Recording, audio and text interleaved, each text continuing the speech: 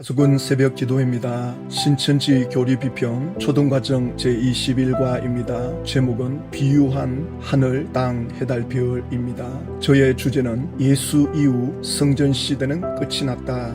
반정 제목이 되겠습니다. 신천지 강사는 21과를 시작하면서 창세기 37장에 나오는 요셉의 꿈, 해달, 별, 그것은 비밀이다. 그 비밀에 대한 답이 있다. 신천지 총회장이 계시받아서 아는 거라고 할 수 있겠죠. 그러면서 성민의 장막, 또 해달, 별, 또 장막 성전 이런 것들을 하나씩 비유풀이를 하고 있는 걸 볼 수 있습니다. 그렇지만 신천지 총회장의 이 비유풀이 해석은 너무나도 이기적이고 아전인수격인 자기 중심적인 자기 욕심대로 푸는, 그러면서도 너무나도 초라한 저 뒷골목에 무슨 양아치들 장난하는 것밖에 안 되는 수준, 그것을 보게 될 것입니다. 요셉이 꿈을 꿨습니다. 백집 단이 자기에게 절하는 꿈을, 또 해달 11별이 자기에게 절하는 꿈을 꾸게 되죠. 하나님으로부터 받은 꿈입니다. 이것은 비밀이 아닙니다. 이 꿈이 왜 요셉에게 주어졌는지 나중에 다 성경에서 말해주고 있습니다. 요셉이 형들에게 이 꿈을 말하게 되죠. 형들에게 내 꿈을 들으시오. 백집 단이 내게 절합디다. 그러니까 형제들이 요셉을 미워하게 되죠. 그 아버지는 요셉의 꿈을 간직하게 됩니다. 창세기 45장에 가면 요셉이 애굽의 총리가 되죠. 그리고 그 11 형제들이 요셉 앞에 와서 무릎을 꿇고 나오는 장면이 나옵니다. 요셉은 바로 이때 그 형들에게 근심하지 마소서, 형들의 생명을 구원하려고 하나님이 당신들보다 나를 먼저 보냈습니다. 이렇게 요셉의 꿈이 뭘 의미하는지 이렇게 답이 나와 있지 않습니까? 여기에 무슨 비밀이 있습니까? 또 여기에 무슨 비밀이 있다고 하나님께서 덧붙여 놓은 게 있습니까? 전혀 없습니다. 이걸 왜 장막 성전에다가 끼워 맞추느냐고요. 제가 이번 주일 창세기 통달하기에서 요셉 편을 다루게 되거든요. 이것이 신약 성경과 어떻게 연결이 돼서 하나님이 우리에게 주시는 풍성한 은혜가 얼마나 큰지, 신천지 비유풀이와 하늘과 땅 차이라는 걸 제가 보여드릴 것입니다. 너무나도 초라한 신천지의 이 비유풀이, 그러다가 총회장이 이걸 이루지 못하면 어떻게 됩니까? 다 거짓말이 되는 거죠. 사기판이 되는 겁니다. 이 비유풀이를 통해서 결국 자기가 주목받는 거예요. 자기가 신격화되는 겁니다. 그러다가 아무것도 이루지 못하고 그냥 사라질 것입니다. 창세기나 신약 성경이나 전부 예수님에게 초점이 맞추어져야 돼요. 예수님을 위하는 성경풀이가 돼야 되는데 장막 성전을 끼워 넣어가지고는 결국 신천지 총회장을 교주 만드는 그러한 해석이 되는 거죠. 그러므로 창세기 37장은 비유가 아니다. 비유풀이가 아닙니다. 비밀이 아닙니다. 비유의 답, 비밀이라는 말 아닙니까? 무슨 비밀입니까? 비유는 수사기법으로도 쉽게 설명해 주는 건데 이걸 억지로 이런 단어를 만들어 가지고는 사람을 혼미하게 만들어요. 그러면 그 결과가 과연 맞느냐? 나중에 알고 보면 알겠지만 전혀 하나도 맞는 게 없습니다. 전부 자기 마음대로 해석한 겁니다. 자, 그리고 두 번째, 요셉이 하늘의 해달 별을 이제 꿈을 꿨다고 하니까 그 하늘은 선민의 장막 성전이다. 그럼 선민의 장막은 어디냐? 과천에 유재열이가 있었던 장막 성전을 말하는 것 아닙니까? 그러니까 요셉이 꿈을 꾼 그 하늘은 장막 성전인데 요한계시록에서 하늘이 나오면 그건 장막 성전이다. 이렇게 풀지 않습니까? 그러니까 하늘이 나오면 하늘이 무슨 뜻이지? 할 때 우리 개신교는 그 하늘이 뭐 공중에 있는 스카이 하늘이냐, 아니면 천국을 상징하는 헤븐이냐, 아니면 하나님의 나라 킹덤이냐,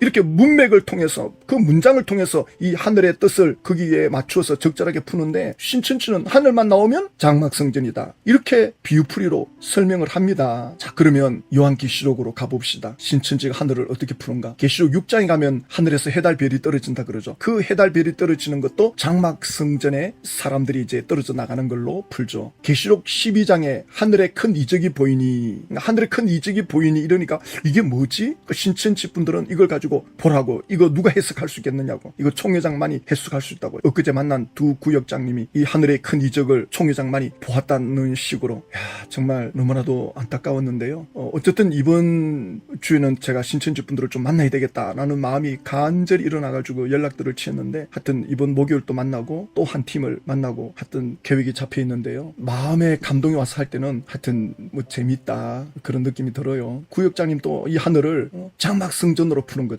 그래서 제가 물었습니다. 계시록 14장에도 하늘이 나오는데 그 하늘은 뭘로 푸는지 아세요? 그러면 대답을 못해요. 이제 신천지 강사는 이 하늘을 시온산이만 하나님의 나라, 신천지 강사가 이렇게 하면 안 돼요. 베드로 집화장이 이렇게 해석했죠. 집화장이나 강사나 다 똑같이 해석을 하는 거죠. 그러니까 12장에서 하늘은 장막 성전으로 풀다가 14장의 하늘은 14만 4천이 나오는 하늘의 장면이거든요. 그러니까 이걸 살짝 바꿔가지고는 시온산에 임한 하나님의 나라. 왜 12장에서 하늘을 해석하는 것과 14장에서 해석하는 게 다릅니까? 신천지 분들이 이런 걸 물어봐야 된다고요. 왜 12장에서 하늘, 14장에서 하늘이 다릅니까? 총회장이 창세기 37장에 그 하늘의 비유풀이를 장막 성전으로 풀었는데 왜 계시록에 와서는 앞에 말이 다르고 뒤에 말이 다릅니까? 이게 거짓말인데. 그러면 15장에 하늘이 나오거든요. 15장의 하늘에 크고 이상한 다른 이적을 보면 다른 이적이 보였다. 또 여기 보면 7 재앙을 가졌으니 마지막 재앙이라 하나님의 진노가 이것으로 마치리로다. 여기 하늘은 재앙을 나타내는 그런 장면이죠. 요럴 때는 또 장막 성전으로 연결시켜요. 그러니까 하늘을 읽다가 요게 좀 부정적이다 싶으면 장막 성전으로, 좀 좋은 거다 싶으면 신천지로. 이런 성경 해석이 어디 있습니까? 성경 해석은 일관성이 있어야 되는데, 그러면 18장에 가면 또 하늘이 나오거든요. 18장에 가면 바벨론에 있는 내 백성아 나오라 나오라. 신천지 분들이 바벨론에 있는 내 백성 나오라고 지금 전도 열심히 하는데 그때 물어야 돼요. 바벨론에 있는 내 백성들아 나오라 라고 하는 그 음성이 어디서 나오느냐? 하늘에서 나오는 음성이다. 그러면 이 하늘은 장막 성전입니까? 신천지 증거 장막 성전입니까? 이 하늘은 비유풀이로 뭐라고 합니까? 아무도 대답 못합니다. 신천지 강사도 대답 못합니다. 왜 대답을 못합니까? 이걸 장막 성전으로 풀 수는 없잖아요. 장막 성전에서 내 백성은 나오느라 그 죄에 참여하지 말고 나오느라. 장막 성전은 다 끝났는데 이미 15장에서 끝났잖아요. 계시록 15장에 마지막 재앙이라 하나님의 진노가 이것으로 마치리로다. 끝났어요. 장막 성전은 7 재앙으로. 그러니 18장에 와서 하늘로부터 나오는 음성, 이거는 신천지라고 해석해야 되지 않습니까? 내 백성아 나오라 하고 하니까, 신천지가 이걸 전도하니까 신천지 증거 장막 성전이라고 해야 되는데 조심스러운 거죠. 이렇게 질문하면 또 뭘 이야기하나 싶어가지고 대답을 못해요. 당연하죠. 대답 못할 수밖에. 그 다음 구절, 바로 뒷구절에 또 하늘이 나오거든요. 그의 죄는 하늘에 사무쳤으며.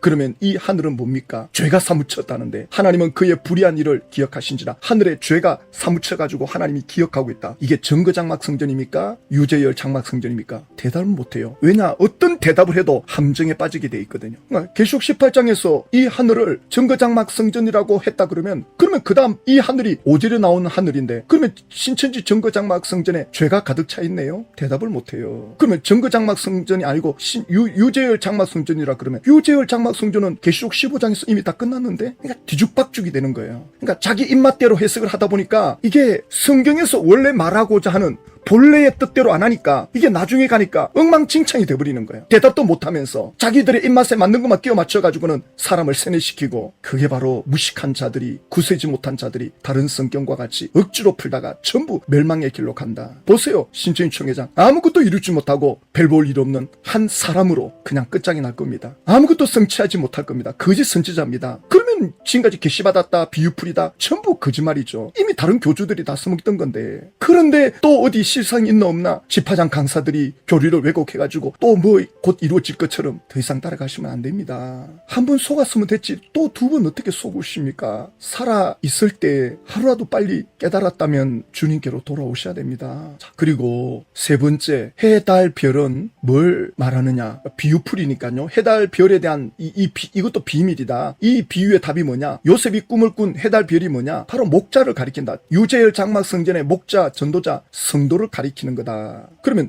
목자, 전도자, 성도들이 선민이라 그랬거든요. 하나님이 선택한 목자들이거든요. 하나님이 선택해서 불렀단 말입니다. 예수님이 12 제자를 부르듯이, 구약에 하나님이 이스라엘을 택한 민족으로 부르듯이 하나님이 선택해서 불렀다는 겁니다. 그러면 하나님이 아브라함을 부르고 이삭, 야곱 부를 때 그래도 그들은 믿음으로 산 결과라도 있지 않습니까? 장막 성전에 목자를 불렀는데 그 7명의 목자가 호생 기도원 출신이거든요. 호생 기도원도 이미 이단 사이비로 엉망진창이 돼가지고 더 이상 버틸 수가 없어가지고 거기서 빠져나온 사람들이 다시 뭐 동맥을 끊어가지고 혈서를 쓰고 우리가 하나 되자 그래가지고 무슨 계시를 받겠다고 그래가지고 받은 게 1969년 11월 1일 지구 불바다 된다. 이 장막 성전에 모여드는 14만 4천 명만 살아남는다. 그 7명이 처음부터 그렇게 외쳤다가 사람들이 모여오니까 공갈 협박으로 착취를 하고 이게 성취가 안 되니까 전부 고소당해가지고 교도소 들어가고 또 뿔뿔이 흩어지고, 주님이 택한 주의 종들이 계시받았다고 하는 게 고작 이런 겁니까? 이게 무슨 하나님의 선택받은 백성이고 선택받은 목자들입니까? 뭘 좀 잘한 거라도 있습니까? 유재열 씨가 18살 때부터 설교하지 않았느냐고. 그게 게시받지 않고는 어떻게 할 수 있냐. 유재열 씨가 18살 때 설교한 내용 보셨나요? 한번 보십시오. 나와 있어요. 그 설교한 원고가 좀 있더만. 전부 호생기도원에서 주워 들은 것밖에 없고, 또 18살쯤 되면 얼마든지 자기가 들은 게 있으면 말할 수 있죠. 그런데 그게 들은 게 전부 이단에서 들은 거라 놓으니까 자기가 뭐 보혜사다 그러고 자기도 이긴 자다 그러고, 유재열 씨가 그렇게 말한 것이 나오잖아요. 그게 무슨 하나님께로부터 계시받은 겁니까? 그래가지고 하나님께 받은 1969년 11월 1일 그 다 불발돼서 다 뿔뿔이 흩어졌잖아요. 이게 다 신문에 났고, 이게 무슨 하나님의 택함 받은 주의 종들입니까? 선민 아닙니다. 그런데 신천 총회장은 해달별은 장막성전의 목자 전도자 성도들이다, 무슨 대단한 비밀을 푸는 것처럼, 완전히 이건 거의 뭐 양아치 수준인데 전혀 맞지가 않습니다. 자, 그러면 네 번째, 장막성전이라 그러는, 이 장막성전 이름을 누가 붙였습니까? 당연히 그 7명의 목자도 아니죠. 뭐 그냥 자기들끼리 의기투합해가지고 한번 여기 사람 끌어모아보자, 욕심대로, 호생기도원에서 배운 대로 그래가지고 이름을 장막성전이라고 이름을 붙였어요. 예수님께서 요한복음 2장에 성전을 헐어버려라, 내가 사흘 동안 일으키리라. 사흘 동안 일으킨다는 말씀은 예수님이 죽으시고 3일 만에 부활하심으로 이제는 예수 이름으로 하나님께 나갈 수 있잖아요. 예수님이 십자가 운명하실 때 성전에 있던 휘장이 찢어졌잖아요. 휘장은 지성소와 성소를 맡고 있는 건데, 그 지성소에 벗개가 있는데 그게 누구나 다 들어갈 수 있도록 휘장이 찢어진 거예요. 그러니까 예수 그리스도께서 피 흘려 주심으로 이제는 더 이상 양을 잡기 위해서 성전으로 안 가도 돼요. 예수 이름으로 바로 하나님께로 나아가는 거예요. 너희가 내 이름으로 기도하면 내가 시행하리라. 너희가 이제까지 아무것도 구하지 아니하였으나 구하라, 그리하면 받으리니 너희 기쁨이 충만하리라. 예수 이름으로 하나님께 구하라. 예수님이 말씀해 주지 않습니까? 성전이 필요가 없어요. 성전은 왜 있어야 되느냐? 구약 시대에 하나님께로 나아가려면 양을 잡아 피를 뿌려야 됩니다. 죄의 사함을 받아야 하나님 앞에 나아가서 예배를 드릴 수가 있고 기도할 수 있습니다. 그러나 예수님이 오셔서 이제 이걸 다 이루어버렸어요. 예수님이 피를 흘리심으로 더 이상 양의 피를, 소의 피를, 염소의 피를 흘리지 않아도 됩니다. 그런데 왜 장막성전이라는 이름을 붙이느냐고요? 예수님이 이걸 붙이라고 했습니까? 그러면 예수님이 택한 주의 종들인데 예수님이 시키는 대로 해야지. 그러면 예수님이 시켜서 장막성전이라는 이름을 붙인 겁니까? 신천지는 장막성전이 실패했으니까 자기들은 확실한 증거를 보여주는 증거장막성전이다, 이렇게 또 말을 만들어가지고, 그래가지고 요한계시록 15장에 증거장막 이름이 나오지 않느냐. 그것은 이 땅의 성전이 무너졌지만 진정한 성전은 하나님의 나라 천국에 있다는 걸 보여주는 것이지, 그걸 갖다 이름 사용하라고 갖다 붙여놓은 게 아닙니다. 예수님께서 마태복음 16장 18절에 내가 너에게로 오노니 너는 베드로라. 내가 이 반석 위에, 베드로의 그 신앙 고백, 주는 그리스도시요 살아계신 하나님의 아들입니다. 예수 그리스도가 하나님의 아들이시며 그가 그리스도, 하나님이 보내신 구원자, 그 예수 그리스도를 구원자로 믿는 그 신앙 고백 위에 내 교회를 세우겠다. 이제 성전을 허물고 이제는 바로 예수 이름을 믿고 나오는 내 교회, 내 교회란 말은 내 몸이라는 뜻이거든요. 그러니까 예수 믿고 나오는 하나님의 자녀들은 예수님과 한 몸이 됩니다. 이거 엄청난 겁니다. 저도 깨달아가고 있는 중이지만 이거 제대로 깨달으면 이건 기절할 일입니다. 고린도전서 3장 16절에 너희는 너희가 하나님의 성전인 것과 하나님의 성령이 너희 안에 계시는 것을 알지 못하느냐. 하나님이 내 안에 들어와 있는 거예요. 그러니까 천하가 내 안에 다 들어와 있는 겁니다. 모든 지식과 지혜와 모든 능력과 권능과 하나님의 성품이 이미 예수 믿을 때 성령을 받으면서 내 안에 다 들어와 있습니다. 이제는 뭐 달라고 할 필요가 없습니다. 하나님 주십시오 주십시오. 사실 그 기도는 구약에서나 하는 기도입니다. 신약의 기도는 풀어내는 겁니다. 이미 받은 걸 이제는 풀어내는 겁니다. 바깥으로 풀어내야 돼요. 이미 다 받았습니다. 뭘 더 받을 게 있습니까? 성령을 받았는데, 하나님이 내 안에 들어와 계시는데 뭘 받을 게 있습니까? 이미 다 들어와 있는데 이제는 내 안에 계신 이 하나님과 함께 풀어내는, 이게 신앙생활입니다. 엄청난 겁니다. 이걸 풀어낼 때 역사가 나타나는 거죠. 이것이 예수 이름을 믿을 때, 하나님의 자녀가 될 때 예수님의 한 몸이 되는 거예요. 하나님의 영을 받는 겁니다. 엄청난 겁니다. 예수를 믿는다는 건. 그런데 신천지 총회장은 예수 믿어도 구원이 없다. 이건 적그리스도입니다. 예수님을 대적하는 겁니다. 사도 바울 입장에서 볼 때 다른 복음을 전하는 건데 저주받는 겁니다. 이건 정말 당장 하나님께서 심판을 안 내려서 그렇지 하나님은 그래도 기회를 주죠. 숨 넘어갈 때까지 하나님은 기회 줍니다. 우리가 그런 하나님을 믿고 있습니다. 신천지에서 누가복음 16장 16절을 자주 언급을 하시던데 보세요. 율법과 선지자는 요한의 때까지요. 율법과 선지자, 율법은 계명을 지키고 그 계명을 못 지키면 성전에 가서 짐승을 잡아 피를 뿌림으로 죄의 사함 받는 의식입니다. 이게 율법입니다. 그런데 이게 세례 요한의 때까지, 세례 요한부터 예수님이 오셨거든요. 그러니까 그 후부터는 하나님의 나라의 복음이 전파되어 사람마다 그리로 진입하느니라. 옛날 구약시대 때는 성전으로 가야 되지만 이제 예수님이 오심으로 하나님 나라의 복음, 예수님이잖아요. 예수를 통해서 하나님의 나라로 사람들이 공격적으로 들어간다. 침입해 들어간다. 온 천하의 모든 이들이 이제는 예수 이름으로 하나님께로 나가는 길이 열렸어요. 성전에 안 가도 돼요. 그런데 장막성전이라 이름을 왜 사용하느냐 말입니다. 장막성전, 구약으로 돌아가는 거죠. 신천지가 정거장막성전, 구약으로 돌아가는 겁니다. 예수님을 무시하는 겁니다. 예수님의 말씀을 정면 도전하는 겁니다. 그가 어찌 예수님이 그에게 재림에 있다라고 말할 수 있습니까? 예수님 이후에 성전 시대는 끝났습니다. 신천지의 비유풀이 하늘, 땅, 해달, 별 이게 전부 다 조작되고 거짓말이고 자기 욕심대로 푸는 겁니다. 그래서 어떻게 해야 구원이고 천국의 영생이냐? 신천지로 와서 계시록을 듣고 지켜야 된다. 계시록을 지킬 수 있나요? 그래, 계시록 지키다가 못 지키면 용서를 받아야 되는데 어떻게 하면 용서 받습니까? 신천지 안에 있으면 자동으로 용서가 이루어집니까? 그런 게 어디 있습니까? 그러니까 속이는 겁니다. 그냥 귀신 장난에 놀아나는 겁니다. 디모데전서 4장 1절에 성령이 밝히 말씀하기를 후일에 어떤 사람들이 믿음에서 떠나 예수를 믿는 믿음에서 떠나 미혹하는 영과 귀신의 가르침을 따르리라. 이게 신천지에서 실제로 지금 일어나고 있지 않습니까? 신천지 분들은 예수 믿음으로 구원받는다. 이걸 자꾸 어렵게 생각해요. 아니 그렇게 쉽게 받나? 너무너무 쉽게 구원받는 거에 대해서 의아심을 갖는데 그래서 하나님의 은혜라는 거를 말씀하는 겁니다. 우리 인간에게서 구원을 얻을 만한 의로움이 없어요. 전적인 하나님 은혜 아닙니까? 감사하지 않습니까? 뭘 지켜야 된다, 뭘 선행을 해야 된다, 뭘 헌신해야 된다. 그래야 천국이고 영생이다. 그러면 누가 감히 나아갈 수가 있겠습니까? 로마서 10장 9절 10절에 예수님께서 죽으시고 3일 만에 부활한 것을 마음에 믿으면 의에 이르고, 마음으로 믿는 겁니다. 뭐 입으로 그냥 믿습니다 이게 아니라 이 마음으로 믿는다는 것은 성경께서 그 사람의 마음을 열어서 예수님의 이 죽으심이 나의 죽으심이고 나의 죄값을 치르는 죽음이라는 것을 마음으로 믿게 되면 사람이 마음을 준다? 다 주는 겁니다. 예, 마음이 가면 몸이 가는 겁니다. 그러니까 마음으로 믿었다는 것은 의에 이르고, 의에 이른다는 것은 아브라함이 하나님을 믿음에 하나님께서 아브라함을 의로 여기시고 하나님이 인정하는 거예요. 그래, 너는 이제 됐다, 합격이다, 이제 내 안에 들어왔다. 마음으로 예수님을 믿을 때 예수님과 하나가 되는 겁니다. 예수님 안에 들어오는 겁니다.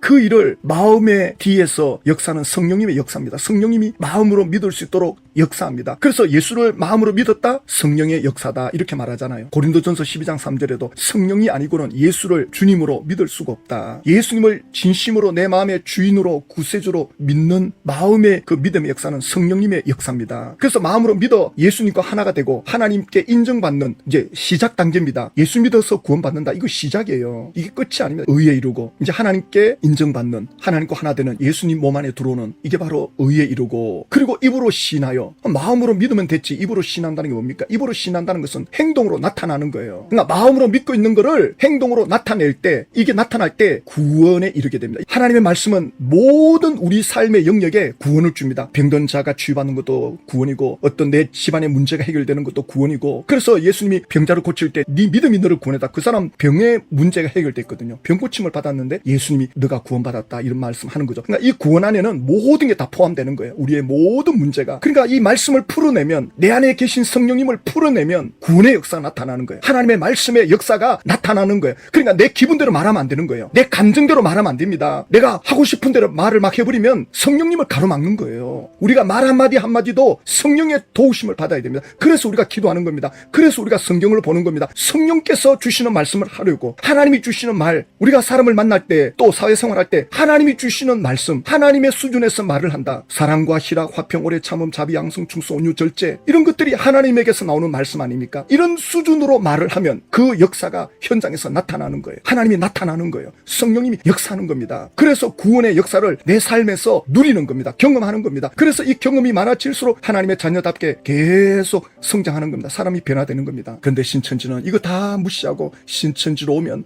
계시록 18장 19장 20장 이루어지고 14만 4천 되면 육체 영생 대단한 것 같이 이야기하는데, 이런 일도 있을 수도 없고 사람이 변화돼야죠. 하나님의 사람으로 변화되는 게 최고의 기적입니다. 예수의 사람으로 변화되는 거 천하를 얻는 겁니다. 최고의 축복이고 기적입니다. 예수의 사람으로. 성령님이 지금 예수 믿는 사람 속에 들어와서 계속 우리에게 말씀합니다. 근데 성령이 우리에게 주시는 말씀이 이게 하나님께로부터 온 거냐, 내 생각이냐, 마귀가 주는 생각이냐를 분별하기 위해서 우리는 성경을 많이 배워야 됩니다. 성경을 알면 알수록 이 풍성한 은혜를 누리게 되고, 또 기도를 통해서 내 혼이, 내 마음이 부드러워지면 성령의 인도를 더 많이 받기 때문에 풍성한 하나님 은혜를 체험하게 됩니다. 그런 것들 이거를 추구해 나가야지 신천지 오기만 하면 무슨 대단한 게 주어지는 것처럼 지금 신천지 이루어진 게 뭐가 있습니까? 코로나 지금 사태가 일어나지도 않았는데 정부에서 아직 모임을 하지 말라 이런 것도 없는데 미리 겁먹고 요한지파는 2주 동안 대면 예배 중지한다. 코로나 사태가 시작될 것 같으니까. 얼마나 초라합니까? 개별적으로 온라인 해라. 너무 초라합니다. 지금 신천지 안에 문제가 있을 것 같아요. 지금 왜 갑자기 모임도 못하게 합니까? 분명히 이제 총회장이 이제 막바지에 와 있지 않나 싶어요. 아무것도 이루지 못하고 초라하게 끝납니다. 우리는 기도해야 됩니다. 지금 시간이 많지가 않습니다. 한 사람이라도 더 저는 신천지 사람을 만나야 되겠구나. 저는 신천지 사람 만나면